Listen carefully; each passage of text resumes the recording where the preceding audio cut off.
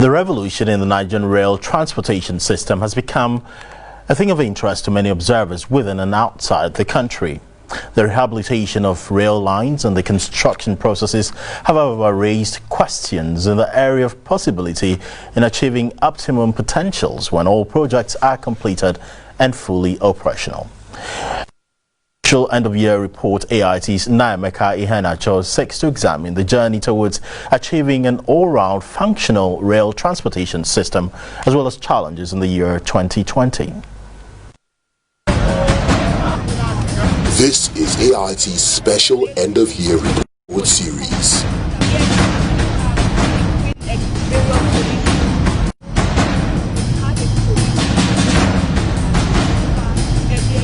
Stop killing them! 2020, the unusual year. In February 2020, Nigeria recorded an indexed case of the deadly coronavirus, which snowballed into a long period of government-imposed lockdown and restrictions. Prior to this time, various rail rehabilitation and construction projects have been ongoing at different stages, especially the Itape-Warri and the Lagos-Ibadan rail lines. With the challenges, the number of workers on the projects were reduced to curb the spread of the virus, while routine inspections to the sites were minimized. The effects of these measures affected the timely delivery of the projects. In August 2020, the Abuja-Kaduna rail line became operational once more, with a partial ease on the lockdown announced. New transportation fares followed, a move the government said was necessitated by the reduction in the number of passengers on each trip to curb the spread of the virus. First class, 6,000 naira. Business class, 5,000. Economy, 3,000. I want to appeal to people that will use the train is to ensure that they keep physical distancing, they wash their hands, because coronavirus, the COVID-19 is still very much around. Infections are rising, and the fastest way to get it is a congested train.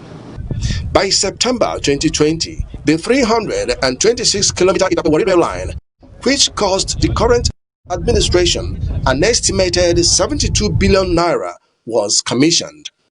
While attention shifted to the Lagos-Ibadan rail line and the construction of the University of Transportation, Daura, in Katsina State, the federal government announced plans to establish a rail line between Kano, northwest Nigeria, to Maradi in Niger Republic. This announcement elicited several reactions, and the viability of rail projects across Nigeria became subjects of discourse. The total economic input of that route is a fragment of what comes from the Cotonou route, for instance, Benin Republic route, for instance. So you can't equate them in terms of the economic value of both. It is not just the fact that the project is not economically viable. It is not only that it's not financially viable. Security-wise, this is not the time that we should be constructing such a project. Maradi is not something like the capital of Niger. It's just by the Nigerian border.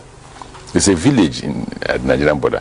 So you're just extending this railway to that village and then put warehouses where we can store their cargo before we transport to Kano. And then when you get to Kano, it is to connect with the Lagos Kano.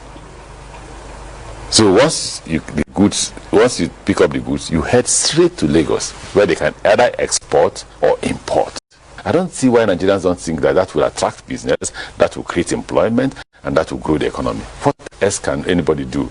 On the 157-kilometer Lagos-Ibadan standard gauge rail line, track laying had been completed since March 2020. The construction of the train stations along the axis are at different stages of completion. But the major concern of the government is linking of the Apapa seaport to the rail line. What's critical is that we must find a solution to the gridlock. The moment we begin to move cargoes from the seaport to at least Ibadan, then the pressure on Lagos will reduce drastically. And that's my objective in this January. It is now a race against time, as the federal government says it is committed to commissioning the project before the end of January 2021. With areas of contention spanning through transportation fares, buying and selling of tickets, security, there has been a consensus that the connection of various cities by rail will ease the bottlenecks in Nigeria's transportation system while serving as a boost to the nation's economy if well managed. Nnaemeka Ihenacho, AIT News, Abuja.